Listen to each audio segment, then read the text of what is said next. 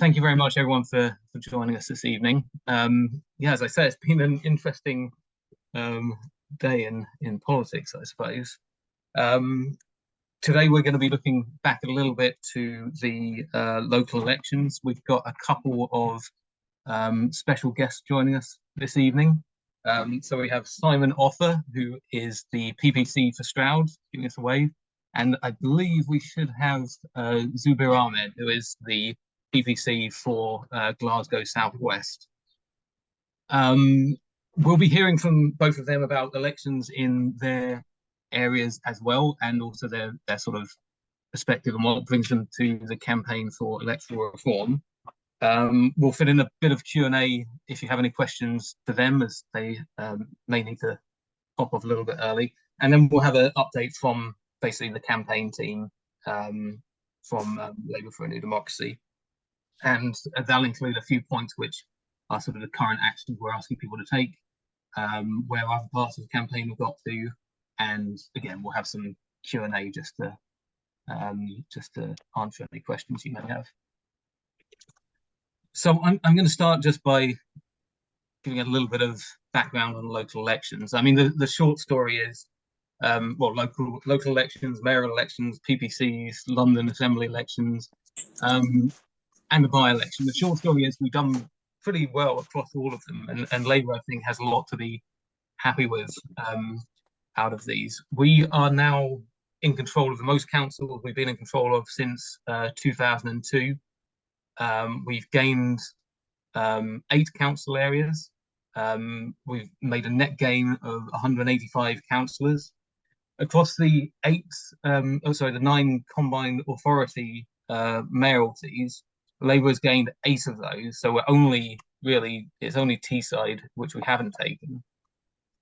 We've re-elected Sadiq Khan in London and Andy Burnham in Manchester, and we gained 10 police and crime commissioner positions. There's 37 of them. This is the spot where the Tories actually have held on the most. They have managed to keep hold of quite a number.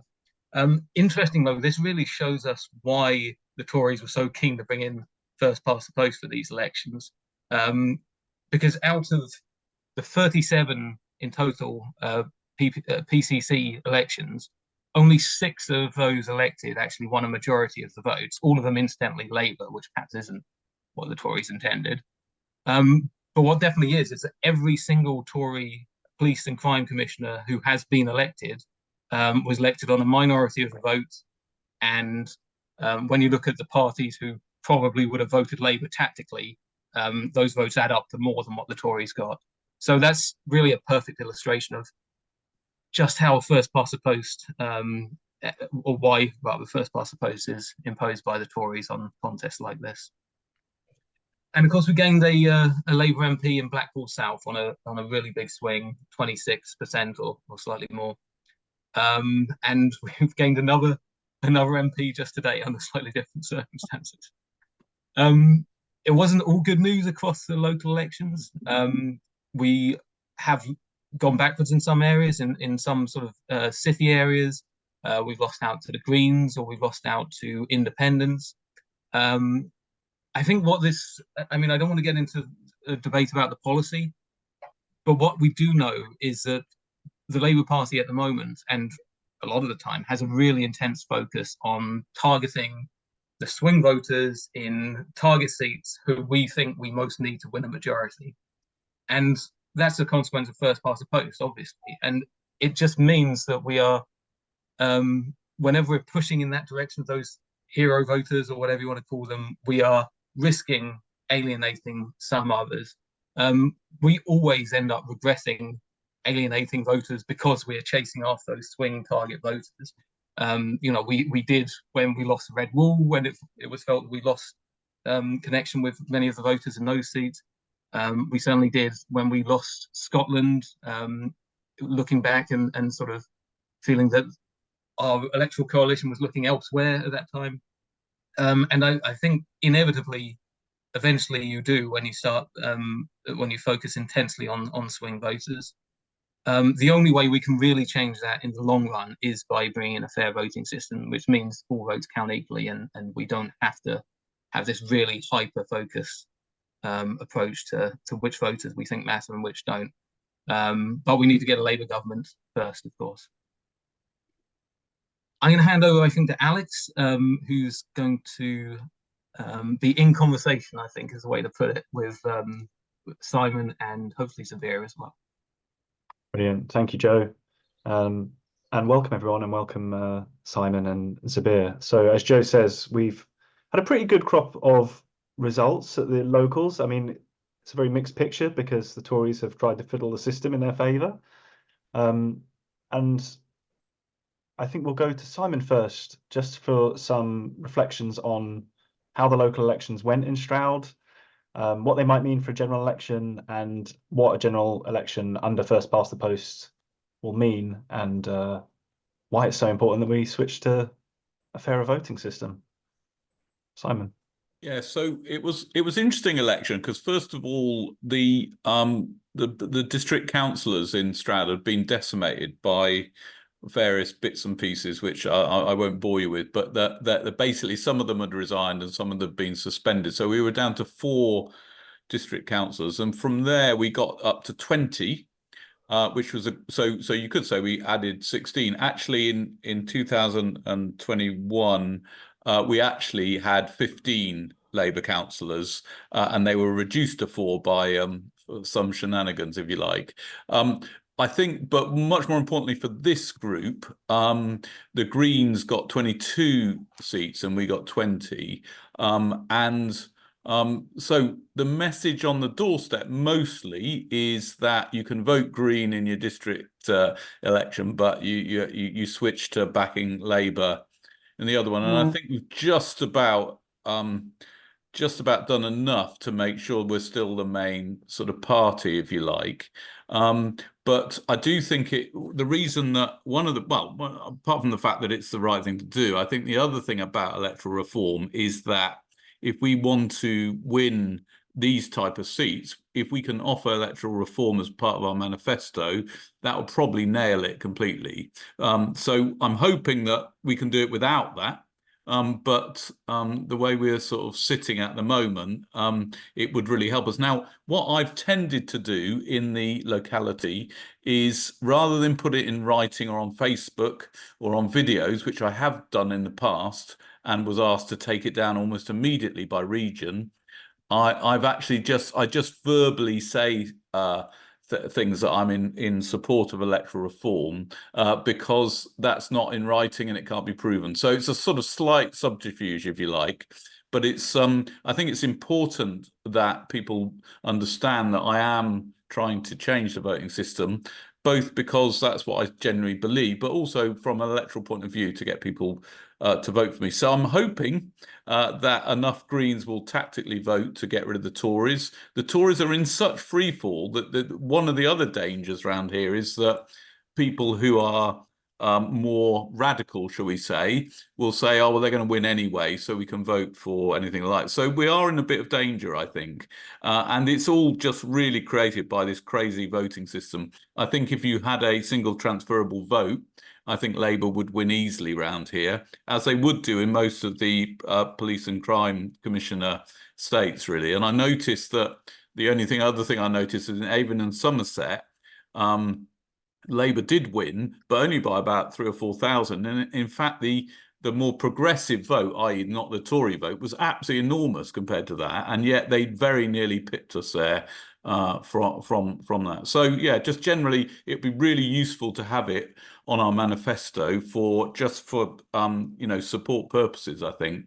But also, I do think that it would actually drag Labour a bit more leftwards and a bit more greenwards, if you like, if we did have proportional representation. So that would be a good thing in my eyes. So there we are. That's my summary of that.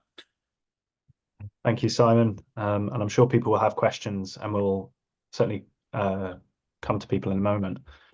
Just wait, Alex. I have to go off this computer and just go on my phone at 6:30. So that's okay. yeah, that's We'll fine. keep an eye on the waiting room.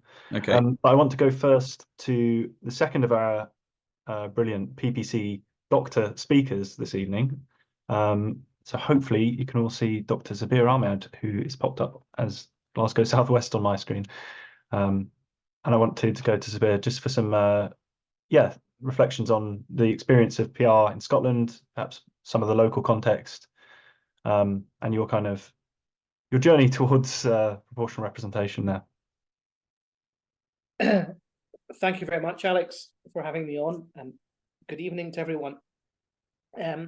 First thing I would say is we're already a Tory-free zone up here, so it's quite nice, but we've got our own version of the Tartan Tories, the SNP, who've just also changed their leader again, and third time in 16 months. But we obviously have a proportional representation system here in the Scottish Parliament, which means that even at their most powerful, the SNP couldn't quite muster a majority in the last election and had to go into coalition. And that's one of the reasons why actually, Hamza Yusuf had to resign, because he didn't have enough votes of confidence behind him to carry on governing. So I would say that the voting system in the Parliament itself in Scotland has been largely positive. And I must say I was not sure that we needed any form of change in the electoral system in Westminster, but my reasons for that were really twofold. One was because I thought it would generate instability in government, and well, the Tories have demonstrated you can do that quite nicely with first past the post over the last 5 or 6 years. And my second reason for thinking that perhaps it wasn't a great idea was also because it may allow the more extreme elements of the political spectrum into the House of Commons. But actually, again, I think I've reflected now that can also happen in the first past the post system, since the Tories have managed to occupy the spaces we would have traditionally have thought were reserved from almost the far right, not quite, but almost. So, and then I looked around, my own peers and friends, and voter disaffection used to be something that perhaps plagued people that were from lower socioeconomic backgrounds, felt they didn't have skin in the game. But over the last, I would say, 4 or 5 years, particularly during COVID, I saw that disaffection transcend all kind of, social spectra and spheres. Some of my own doctor friends asked me what the point of voting was, what the point of me getting involved in politics was. And so there's a really dangerous, almost say malignant level of disenfranchisement from the voting system as it currently stands. And I think, with recent events in the last decade in the States and here and in Europe, what that says to me is that what happens over the next 5, 6, 7 years will kind of set the tone for the rest of the century. And it almost feels like a natural time for there to be some form of renewal of the covenant between the people and their democracy and their institutions. And I think part of that package has to be some kind of way of showing voters that their vote has equal weight, is equitable, whether they're in Glasgow, or north of England, south of England, Wales. Because one of the big arguments against the Union when the referendum was going on here in Scotland in 2014 was that why on earth do we keep voting Labour and keep getting Tory governments in Westminster? Because Scotland hasn't voted majority Tory since the 1950s. And my argument to that was, well, you've actually highlighted quite nicely, adumbrated quite nicely, a treatise for changing the voting system rather than us breaking up the Union that's over 300 years old. And I feel that even more strongly than I did, 5, 6, 7 years ago, that I think we have to show people their votes are equitable, and that can only happen if we're prepared to make some brave decisions, or even just articulate some brave ideas around that area. I appreciate it's difficult, particularly as PPCs, particularly this juncture as a Labour Party, and we're trying to get into power. But I think to have these conversations in a kind of non-confrontational, almost benign way is important, because that will then inform policy. But I would be very, I think, conscious of the fact that as I have those conversations, I have them in the context of that spirit of renewal of the covenant between voter, institutions and democracy, rather than saying This is anti-Tory. This is to stop Tory governments getting back in. Because I think if we do that, we fall into one of their kind of daily traps that they already have, I think, planted for us a couple of times, with some headlines saying if Labour get in, they're going to steal our democracy and all the rest of it. So I think we have to be very careful how we position ourselves and this idea. But it's certainly one that I think is important to prosecute, and I'm very, very, very keen to be part of those discussions with you. And I thank Alex and the team for giving me the opportunity to speak. Thank you. Thank you, Zabir. So yeah, a huge amount of food for thought there around renewing that covenant between voters and government, and basically rebuilding trust that we're going to have parliaments that look like us and represent the public at large. We've got time for a few questions now, so I wondered if anyone had questions for Simon or for Zabir, and I think it might make the most sense to take it in groups of 3 if people have questions, and then we can field them.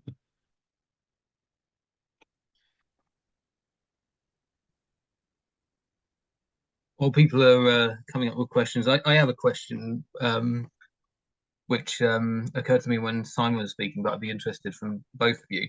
Do you often get sort of points about trust in politics and democratic reform actually raised on the doorstep? And also, just a note for everyone, please let's only do questions for our guests on whatever their thoughts are. We can talk about strategy and the campaign going forward a bit later on. Thanks. Thanks, Joe. So we've got a question there around how much does trust and electoral systems and disillusionment come up on the doorstep? And I can see Wyn Davies has got his hand up as well, so I'll come to you, Wyn. I was actually going to ask much the same, because having been canvassing, I'm still getting occasionally, you're all the same. And so it's in essence, it's the same question. I have got other questions for later, though. Thanks, Wyn.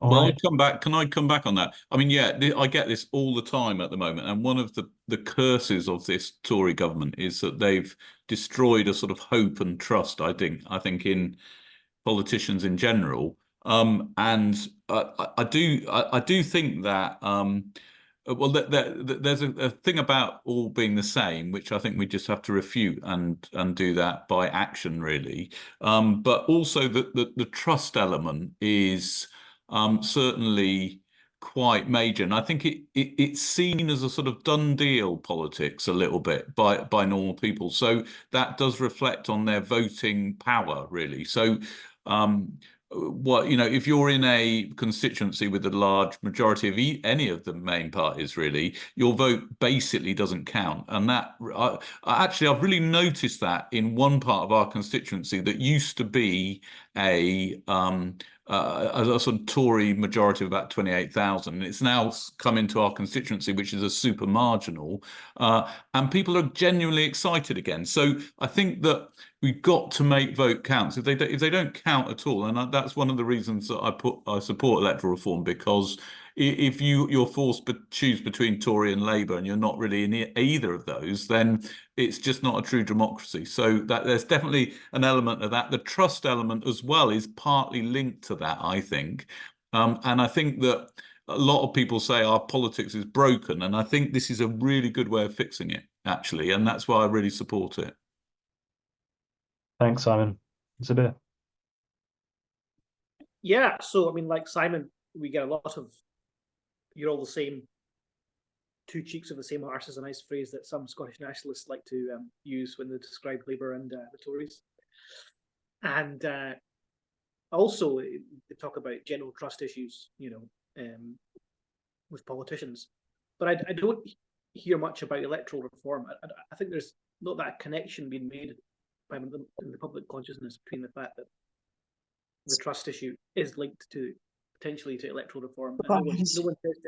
No one says to me at the doorstep, "Please go and get me PR, mate. That's my top mission for you."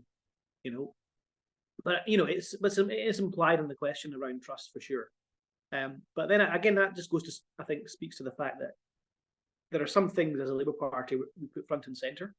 Obviously the 5 missions, and there are other things that we feel are the infrastructure to deliver them in the long term, and this is part of that. The trust issue. I mean, I've been knocking doors for 20 years, and I've been hearing you're all the same for that long. I think that just reflects general apathy in the voter base, and I think if you reinvigorated that with a sense that your vote is as equal as everyone else's in the country, I think that would change. And I think connecting the trust issue with electoral reform in the public's consciousness, I think that's something where there's a lot of work to be done, and that doesn't necessarily, in fact, it shouldn't fall to activists and PPCs in particular, because we have other, demands on our time and other strategies that we have to, our party kind of ordained that we have to follow. But that's where these kind of frameworks that we're part of tonight are really important to seed those conversations into the public consciousness. And like I say, I'm really keen that conversation happens and transcends just party political boundaries, because I think that's the only way, again, that we can deliver that. Because as much as I like the idea of changing the electoral system, if we end up in the trap and the silo that we can only do it as a Labour Party, then in some ways, if our opponents weaponize that, they could actually use that to undermine trust as well in us by trying to steal elections or X, Y, and Z. I'm just very, very conscious that it's really important how we frame and present this. Thanks, Sabir. So yeah, that kind of echoing that you don't have to be a mechanic to know the car's not working, that there are people out there who understand that the political system isn't working, and that eroded trust, but don't necessarily need to connect it to the electoral system yet. And again, yeah, that we can't allow this to be weaponized against Labour. Even though there are many reasons for Labour members, as we know, to support PR. I'll come to Sue and then Julie and Bill. Well, thank you. Actually, my point was very much on the same lines, that we know that the shadow cabinet, and particularly Rachel Reeves, has rowed back, putting it mildly, on quite a lot of policy promises or policy indications over the last year. And so we've also got attacks, of course, now from the left about you really are all the same, you're just the Tories in a different colour.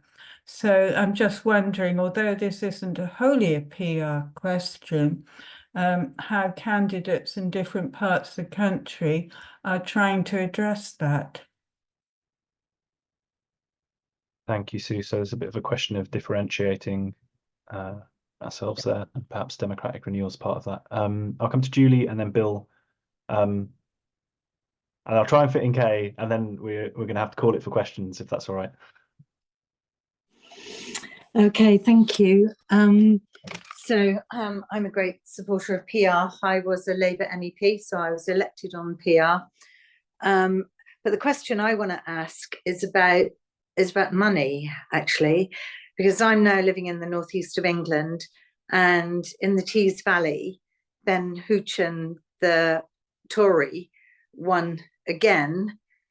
And I've been working in the Tees Valley quite a lot, so I've been driving around various parts of the Tees Valley, and I didn't see any Labour hoardings, campaign placards or anything, and yet loads for Ben Hoochin. And I kind of feel that Labour weren't up for fighting against Hoochin.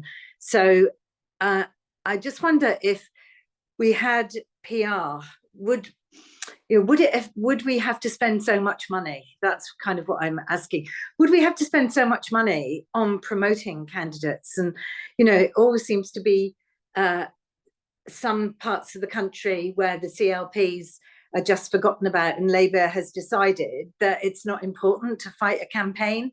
And frankly, that's what I felt had happened with Tees Valley. The HQ had just gone, oh, well, we don't think we can win Tees Valley, so we're not going to throw any money at it.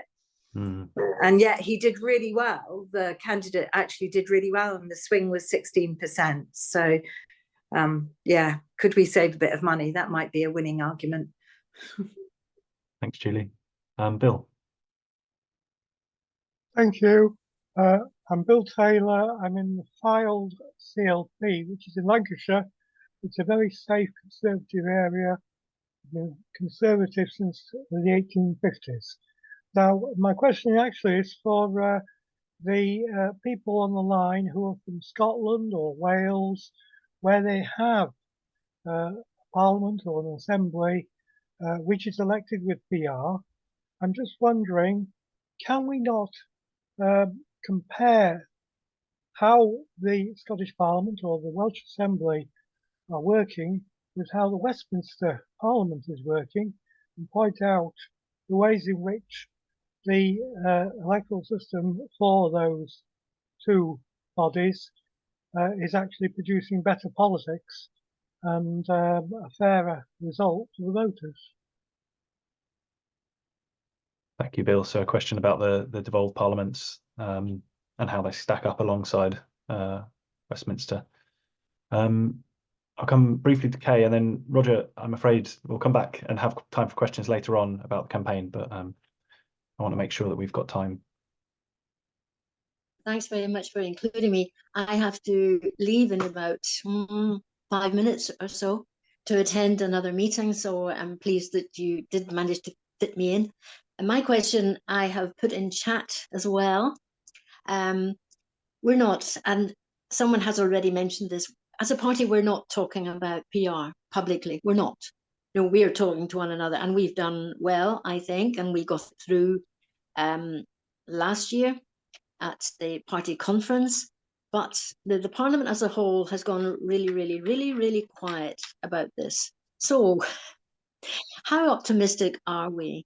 Do we really think that if we manage to get Labour into administration in Westminster, whenever the general election actually happens, that maybe shortly after that, a little while after that, we will find the topic of PR being discussed? It will in fact become a proper recognised policy, and it might really happen. How cheerful are we?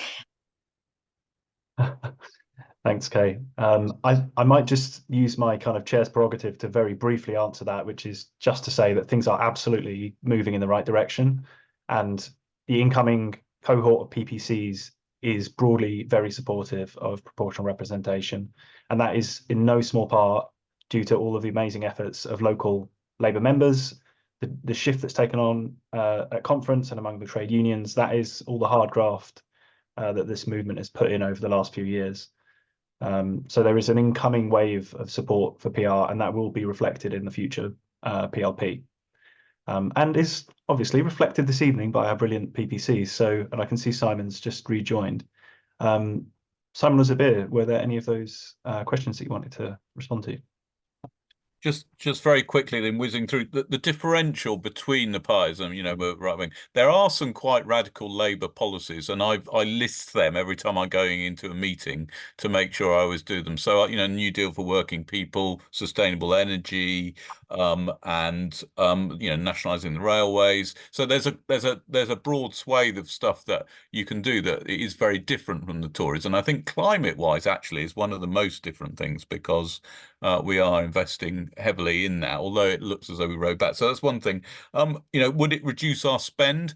I think, well, one thing is it will be worth spending money in every constituency, actually, if there is PR, because every vote will count then. So you just can't ignore half the population. So I don't think it would save money, but at least we'll actually try and talk to everyone rather than just people that might be swing voters in certain constituencies. So it feels like we would address more people. I don't know anything about Scotland against Westminster. Not talking about PR. There's a lot of talk in, like, my CLP is very, very strongly in support of PR, and almost everyone I met at conference with Alex actually are pretty supportive too. The only people that aren't talking about it is the Parliamentary Labour Party, I think, at the moment. So we've got to change that. And my gut feeling here is that if we get in this time, we'll probably be able to get it in the manifesto for the next election, because that will be a strong selling point if we need some more votes from peripheral parties in that, you know, to get in for a second time. So I do think, I mean, I'm being cynical, but I think that's how I see this progressing. So that's my bit. So thanks. Thanks, Simon. Zabir. Yeah, thanks for the questions. Yeah, so I'll just touch upon all of them briefly as well. So in terms of differentiating factors, yeah, as has been said already, there's plenty of differentiators from the Tories, you know, all the time. Nationalising rail, workers' rights, extra NHS appointments. I don't think we need to, or indeed it would be wise to use electoral reform as a differentiating factor, particularly I think at this stage. And the fact that not many folk are talking about it in Parliament, I think, gives us an opportunity to kind of, not quietly, but I think, you know, detail in what we think a PR system could look like without necessarily having a front of centre scrutiny about it early on. So we have a little bit of luxury in that sense to kind of blue sky think a little bit. So that's not a bad idea. In terms of Tees Valley, Julie, well, I sent my organiser from Glasgow down to Tees Valley for you for 2 weeks. So we were very serious about Tees Valley, okay? And I'm sorry we couldn't get it over the line for you.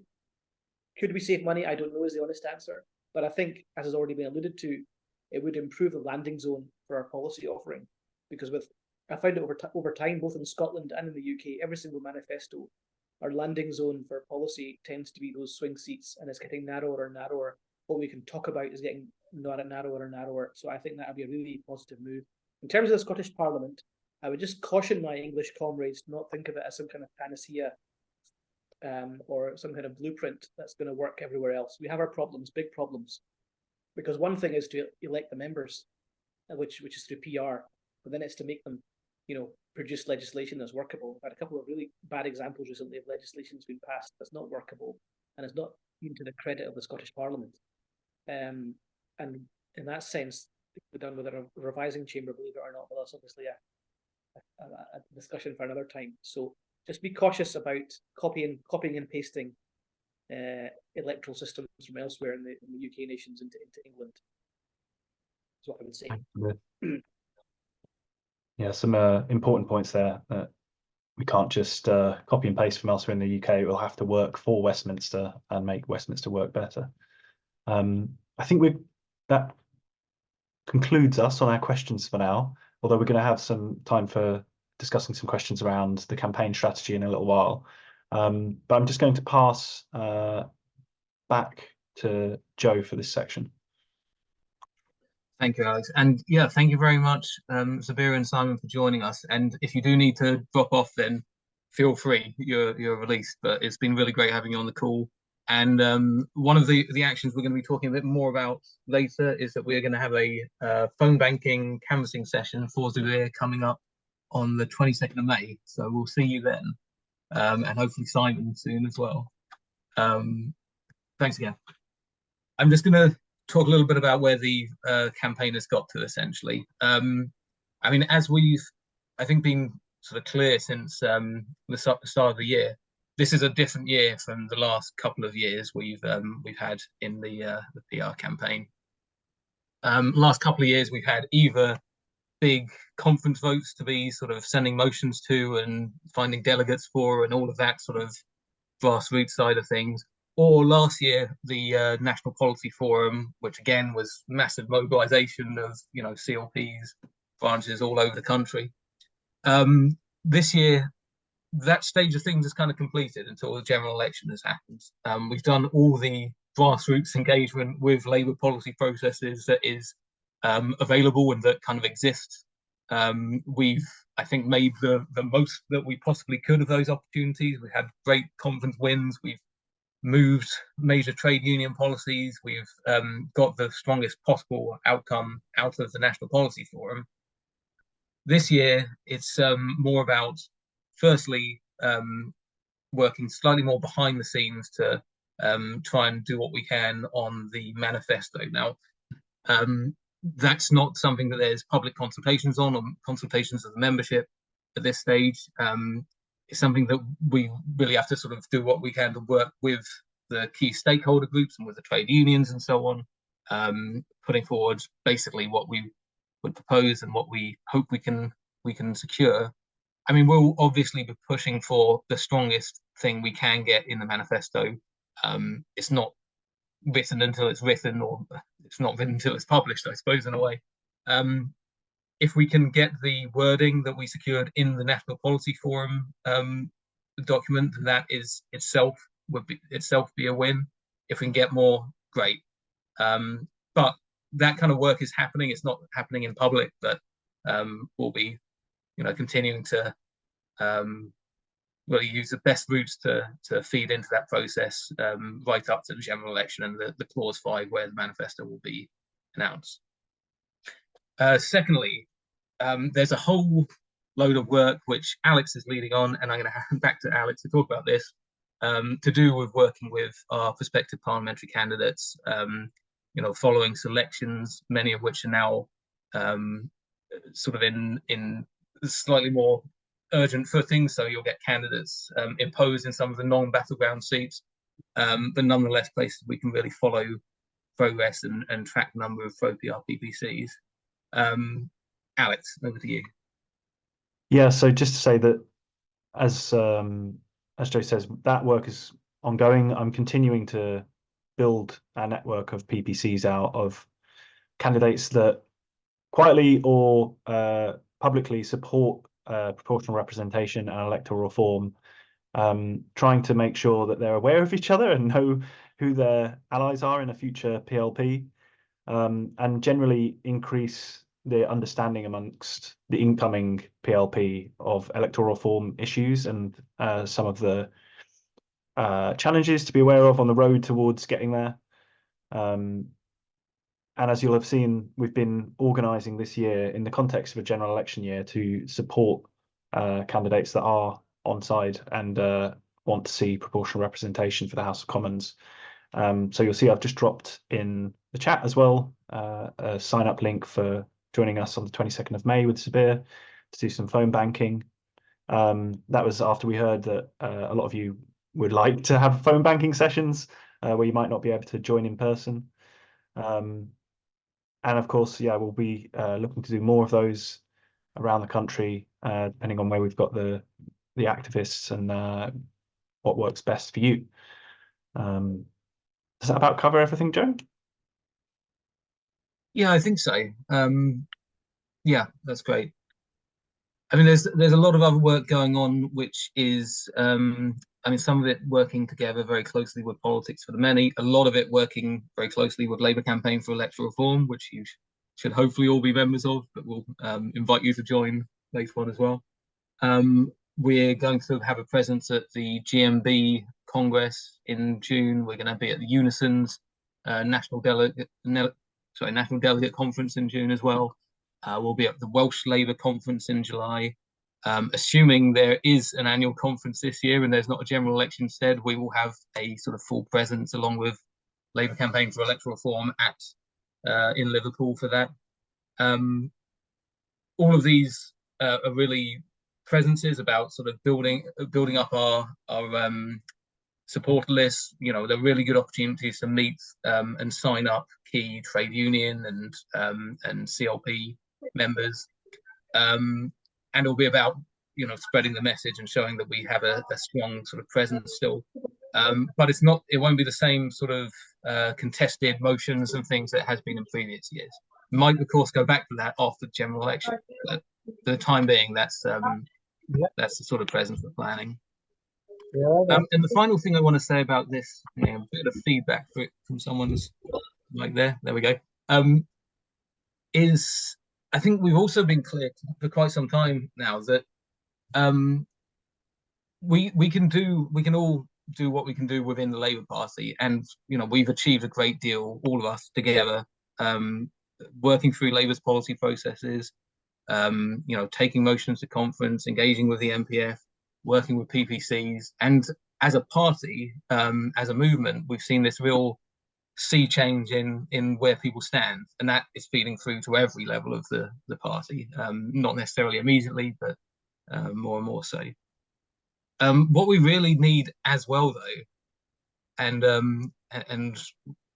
what I hope we're going to see quite soon, is the emergence of, as Subir was saying, a real cross-party, powerful outside movement. There's obviously lots of very good campaigns working in these areas and doing really valuable work, but it feels like there's a space where if campaigns of those kinds were to sort of work together and really step up their plans, it would help us enormously if electoral reform became sort of the focus of a major national movement, a major national campaign. And I know those organisations are talking to each other and trying to make plans along those lines. But it's really what we need. We need the pressure inside the party to get as far as we have, but it needs to be met really by equal and, you know, overwhelming support coming from outside the party as well. So that's a very important factor. Okay, so just to get on to the key things that we're asking people to do at the moment. Firstly, I'm just going to put in the chat a join LCR link. If you're not a member of the Labour Campaign for Electoral Reform, please join, because they are the members organisation that Land is a part of, and they're the best way to sort of make firstly a financial contribution to the campaign, and also have a voice in how LCR is governed. Secondly, as Alex has already posted, but I'll post again, we have a phone banking session canvassing for Severe coming up on the 22nd of May. We want to basically do this for all of those PPCs who are, you know, willing to put their head above the parapet a little bit and are really sort of pushing for PR, speaking on events like this. Basically, people who we know and we can see once they're elected are going to be advocates for this issue in Parliament. It's obviously, we want them to become MPs, so we want to help them get elected. We want other MPs who are pro-PR but maybe not so public about it to come out publicly about it. And the best way we can persuade them to do so is by canvassing for them. So please sign up. You don't have to be anywhere near Glasgow to take part. You can just dial in and make some phone calls. And finally, we're going to be asking, we'll send all of you an email in the coming weeks, but we're basically going to be asking all of you, or virtually all of you, to contact your local parliamentary candidate. We have pretty good information about, firstly, which CLP you're in, secondly, where your PPC will stand on electoral reform, and where we haven't heard what the candidate thinks, we'll be asking you to get in touch with them. You can either just write an email to them and see if they come back to you, or even better, if you actually know them, or if you go canvassing with them, the best way to do it is just to ask them in person. You know, and particularly if you have a bit of rapport and a bit of a relationship with them, then that's a really good way to do it. But this is really in aid of just mapping out and understanding where our PPCs all stand on PR, because we're pretty convinced that we can get to having the most pro-electoral reform parliamentary Labour Party that Labour has ever had. But we really just need information, and it's a matter of, you know, finding out where everyone stands. Then, as I say, doing what we can to support the real champions. So we'll be emailing about that to basically everyone on our list, and you can expect that message from us by soon. And just to echo Joe's point there, this is really important. It's really, really vital that we encourage candidates locally as well as through the national voice that the Labour Campaign for Electoral Reform has, to support proportional representation, because they really want to hear from you as their constituents, as their local members, and it really does make such a big difference. I know from the conversations that I've had that if the candidates hear it locally, it has a huge influence on their position on the issue and how confident they feel to engage with it. So please do write to your MP or your candidate. We'll be sending out emails and templates for that, depending on whether or not we know if they already support proportional representation or if we don't. As I say, it is moving in the right direction, but we're not there yet, and we need to keep the energy up on the campaign and continue pushing to build more support in the incoming Parliamentary Labour Party. Great, thank you, Alex.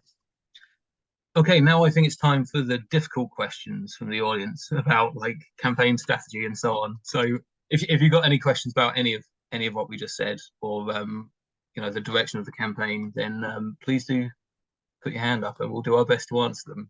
or if you've just got some thoughts on it, we'll basically spend the remaining 10 minutes or so before we wrap up, just having a bit of a discussion. David and then Roger. Hi, I would just echo your words, Joe, about the and what other people said about the lack of the sort of profile of PR.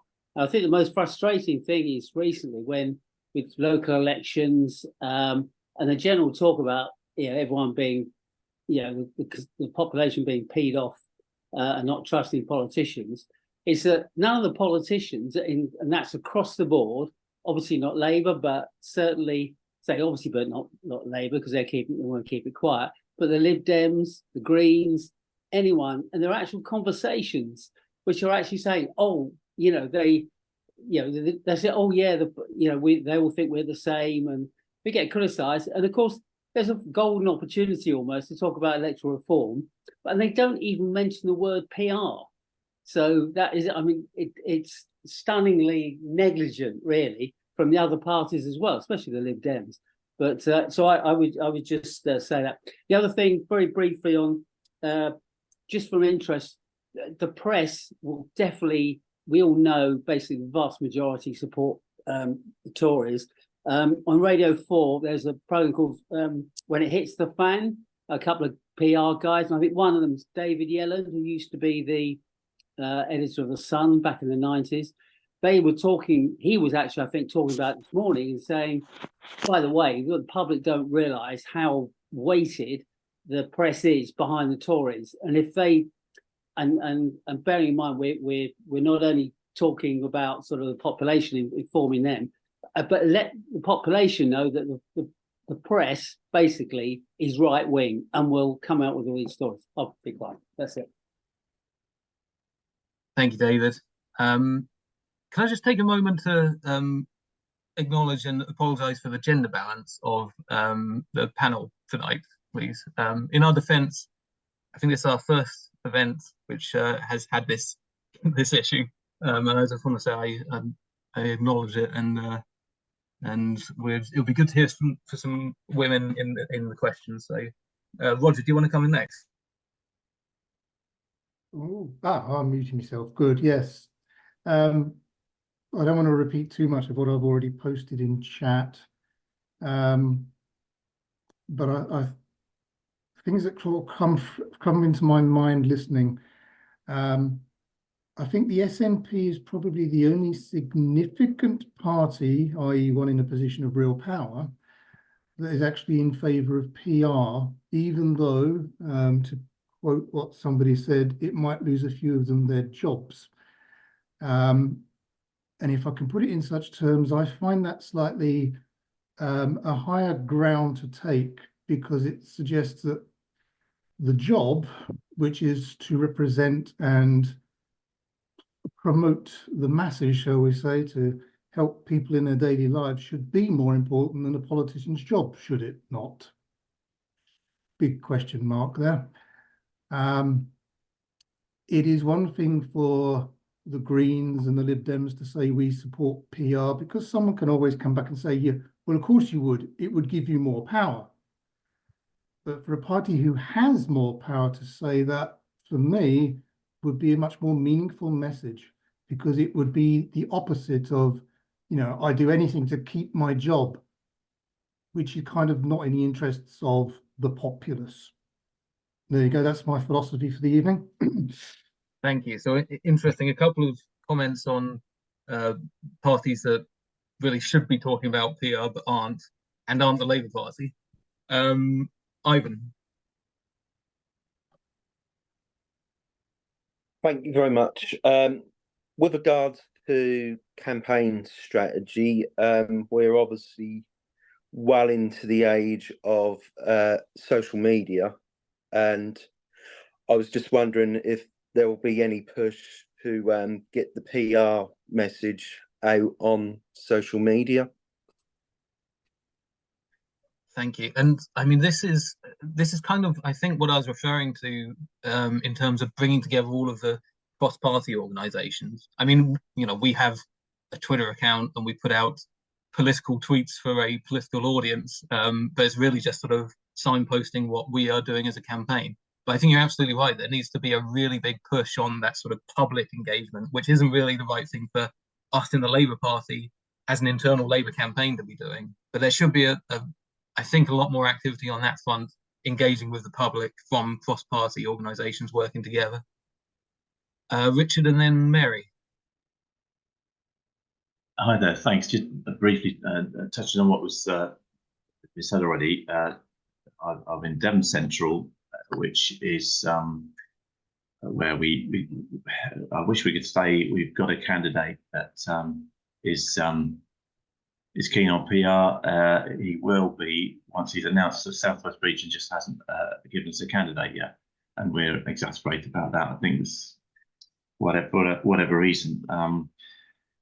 I think they'd rather we worked in Plymouth than an hour away, but the electoral capital says we'll get 41% of the vote. And but my concern is jumping onto the other issue, is that the electoral capital site, which is a good website of likely votes, puts Lib Dems and Reform slightly ahead of Lib Dems, Reform on 13%. And I'd just like to flag Reform. I don't need to be mentioned in the chat about having our ducks in a row. I'm fully supporting the PR, help push it through for our, as a top issue for the last two conferences. We've got to get our ducks in a row. I think on people's concern that Reform Party is a gateway drug to the far right, and it will give them a platform and all an old issue of how you let in the far right under electoral reform, which I think we know the answer to. We need to actually make it part of the campaign. Our campaign. Thank you. Thanks, Richard. Yes, it's a tricky sort of dilemma, really, for electoral reform campaigners. It's hard to treat reform as a good faith advocate for PR. They certainly do advocate it, and there's a huge amount to worry about with them. So, yeah, we've got to work out, I think, or rather the sort of wider parts of the electoral reform movement have to work out how we sort of deal with, respond to, and basically don't surrender the ground about electoral reform to reform, because we do need to avoid that impression, as you say, that it's a sort of a gateway to the right. Mary.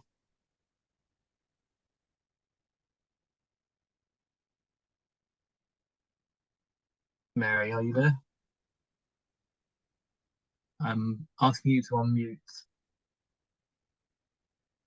Okay, well, we'll come back to you if we can sort that out, and we'll go to ISKI in the meantime.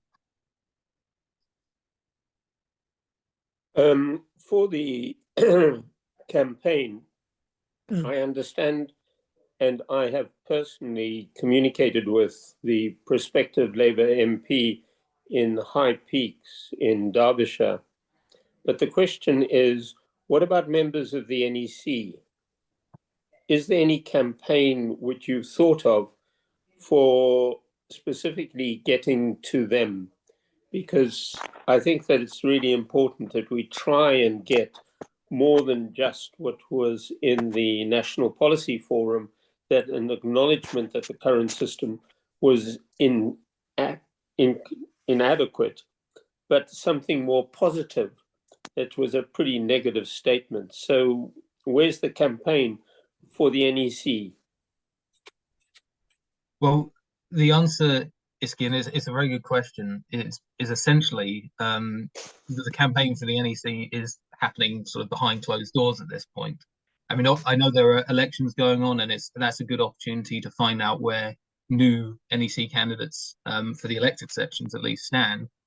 But I mean, the reality is, throughout the whole of last year, because all of the NEC is on the National Policy Forum, we've engaged, comprehensively with NEC members around that.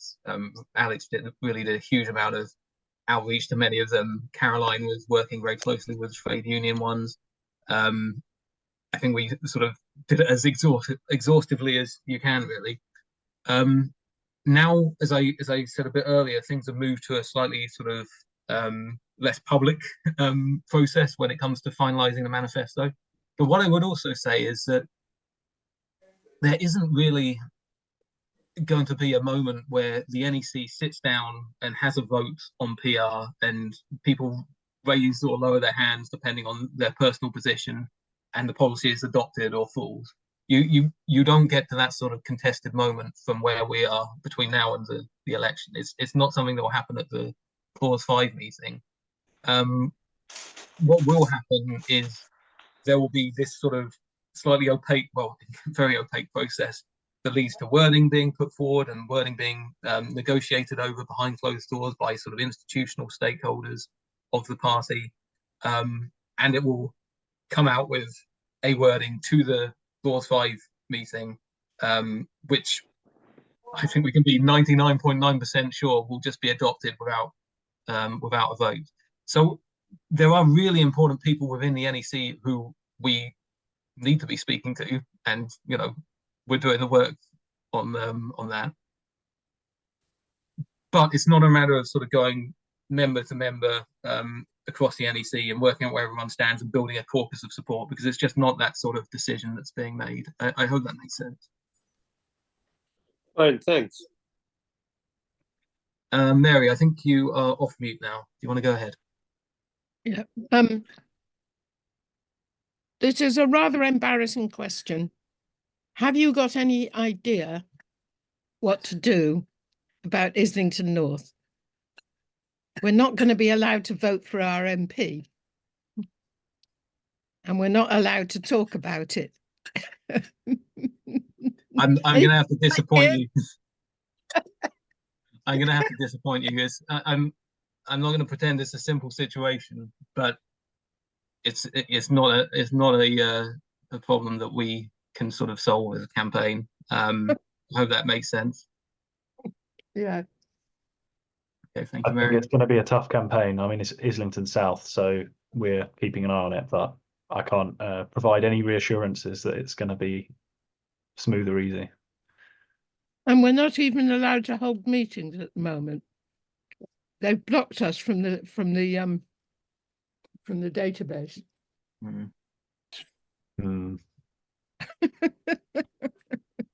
Well, good luck with it, Mary. I'm just going to take the last two hands that are up, and then we'll call things to a close because we're at 7 o'clock. So Win and then Pete, please.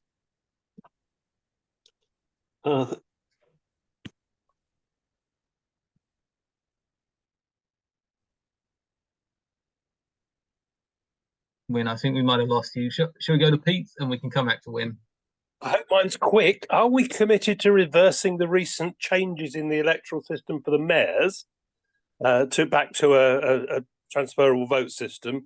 And if so, can we then argue that if it's good for that, it's good for other things? That's a very good question.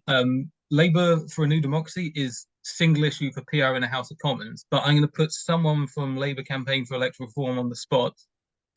Is Sandy with us? Or I can see Ken otherwise. I'm sure you guys have a position on this. I am here, yes. Sorry, what was the position you wanted me to take, Joe? Pete, go ahead. I was busy reading the thing. What I was asking whether we are committed as a party to reversing the recent move to first past the post for the mayors and PCCs and so forth, and if we are, whether if it's good for that to have a transferable system, we might argue that it's a broader good for everybody else. I think the honest answer to that is we're not committed to anything until it's in the manifesto. I'm not expecting to have very much about democracy in the Constitution in the manifesto, I'm afraid. I personally think that there should be a lot more than we've got in the party programme, but that's not going to happen. I think the most we can hope for is what was in the party programme. But being committed to something and actually doing it are not necessarily that related. We've been used to seeing Conservative manifestos with lots of commitments that they then renege on. And the Labour Party has actually done lots of things in power, which it didn't have in its manifesto at all in the first place. So I don't think we can know until it happens. I personally can't see any good reason why Labour should not at least go back to the electoral system that we had for mayors and police and crime commissioners before. It was the system that was introduced by the previous Labour government. Personally, I think we should go beyond that and have a ranked system so that people can vote for as many candidates as they want, and they're ranked properly. And the great advantage, of course, of it is it means that when people are elected, they have got the support of more than 50% of the voters in the place that they represent. Sadiq always had that. Andy Burnham always had that. We need to go back to that. Thank you, Sandy. Can I come back, because I got cut off and I had to plug myself in. The real point I wanted to make, I'm not at all worried about the far right getting votes. I would actually say that if Reform polled 10% of the vote, they deserve 10% of the House of Commons, in the same way that and so on. And in fact, Reform, and even worse, the BNP, if they are not represented despite votes, it leads to worse things on the streets and so on. Yeah, when I think you put that absolutely right, the consequences of preventing people from having representation are much worse than, you know, the representation itself. I am going to allow Ian and then Julie to come in. If people have to go, then have a good evening and thank you very much for coming. But we'll take these two and then no more, okay? Ian and then Julie.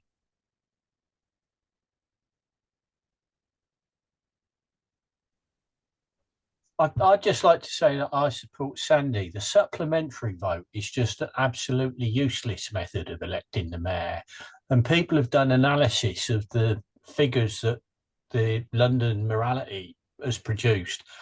And the numbers of people who vote Labour who voted for the Conservative candidate in every mayoral election in London, and then the numbers of people who voted Tory who voted second for the number of Labour people, the Labour candidate in London, meant that something like 70% of second preferences had no implication on the actual voting process whatsoever. If you're going to have one candidate and only, and you want to be able to say you get the most votes from transfers, you have to use ranked choice voting, which seems to be the American positive name for alternative votes, which got a terrible name and is a pretty awful way of electing MPs, in my view, because it just reinforces the two-party system. But if you've got a mayor, you can't get it proportional because you can't split them into bits of a mayor. If you're going to have a mayor, then you've got to have ranked choice voting so that they get the most transfers before they get voted. Yeah, thanks, Ian. And final word to Julie. It's not a question, really. What I wanted to do was just talk about my experience of being in a parliament with extreme right. So my experience is that they completely expose themselves for what they are. They fall apart many times.